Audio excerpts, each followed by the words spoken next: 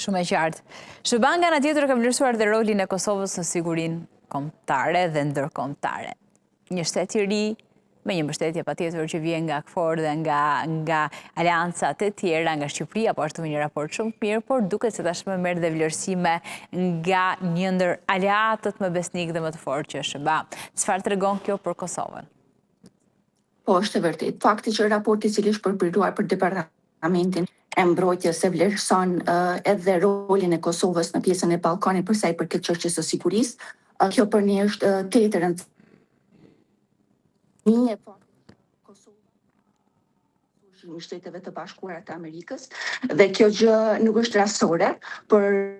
si rezultati punës së jashtëzakonshme që është bërë gjatë këtij mandati 4 vjeçar, 5 vjeçar mund të themi, e që është bërë në drejtimin të ndryshme sa i përket forcimit dhe ngritjes së kapaciteteve të forcës së sigurisë së Kosovës.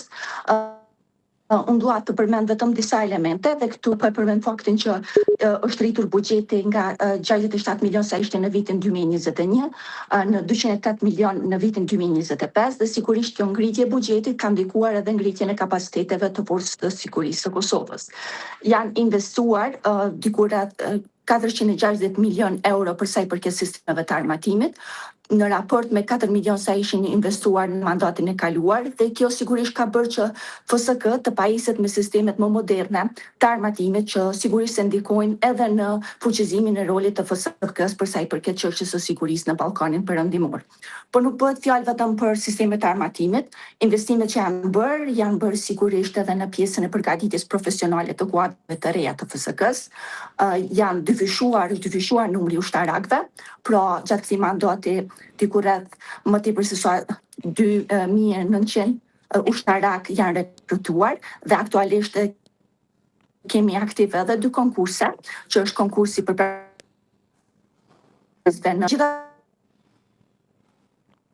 Dua të përmend këtu faktin që katërt tanë shkollohen në akademi më të mirënjohura botërore. Aktualisht ka mundësi që të aplikojnë për akademi në Kroaci, në Shqipëri, pastaj në QSU që është qendra për studime universitare në Kosovë dhe po ashtu në Turqi në regjimentin toksor dhe atë mjekësor. Gjithashtu, po përmend këtu edhe për raportet për sa i përket Shteteve të Bashkuara të Amerikës, meqense raporti është përpiluar për Shtetet e Bashkuara të Amerikës. Me SBA-t kemi një raport bashkëpunimi më të ngushtë se sa kur në fushën e mbrojtjes dhe së shpejti pritet që të nënshkruhet edhe korniza ushtarake e mbrojtjes me departamentin e luftës, e që kjo sigurisht se është arritur edhe për faktin që gjatë këtyre viteve sa është formuar FSK, e veçanërisht viteve të fundit, janë realizuar trajnime dhe ushtrime të shumta me ushtrinë amerikane, dhe po ashtu, si është edhe Defender 2021-2025, por gjithashtu janë bërë edhe blerje me Shtetet e Bashkuara të Amerikës në përputhje me standardet e NATO-s. Kështu, këtu dua të përmend vetëm vlerën që është diku rreth 300 milion euro për sa i përket prokurimeve që janë bërë përmes FMS, si dhe ndihmave të sigurisë, asistencës së sigurisë, e që ka bërë që përmes këtyre prokurimeve sot FSK të ketë në arsenalin e vet ushtarak apo në pritje që së shpejti të liverohen modrat si Hawkes 105 mm, pastaj është ESV, Humvee, gjithashtu edhe dronët Puma dhe gjithashtu edhe dronët Skydagger, po ashtu edhe sisteme tjera të cilat janë prokuruar nga shtetet të tjera, si nga Turqia, që kemi dronët Bayraktar, pastaj sistemi Nomtash, po dhe me shtetet të tjera si Gjermania, Kroacia, Republika Çeke e tjerë. Këtë bashkëpunime që i ka është nevojshme dhe për çështjen e prokurimeve, Ministria e Mbrojtjes dhe vetë Kosova, sa të rëndësishme janë në momentin që ne flasim me këtë luftë hibride që përpasherë edhe artikulohet nga situata në Kosovë dhe nga qeveria Kurti që është prezente për të patur një stabilitet, një Kosovë më të qetë dhe që strukturat të mbrojtëse të jenë më efikase. Sigurisht është e rëndësishme në kohën kur përballemi me një kërcënim global që është një armik i përbashkët që është Rusia. Sigurisht se lufta hibride është shndruar në një kërcënim të vazhdueshëm për gjitha shtetet dhe në forma të ndryshme, dhe këtu jo vetëm me rrjetin e spionazhit, por gjithashtu edhe me lajme të pavërteta që përhapen gjatë gjithë kohës. Prandaj është e nevojshme që gjitha shtetet të jenë të përgatitura për sa i përket aspektit ushtarak. Prandaj edhe Kosova këtë ngritje që e ka pasur për gjatë viteve për sa i përket sistemeve të armatimit dhe kuadrove të reja profesionale e ka bërë në këtë drejtim,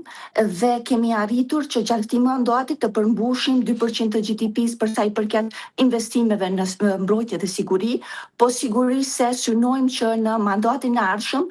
të arrijmë edhe të përmbushim 5% e kërkuar të aleancës, pasi Kosova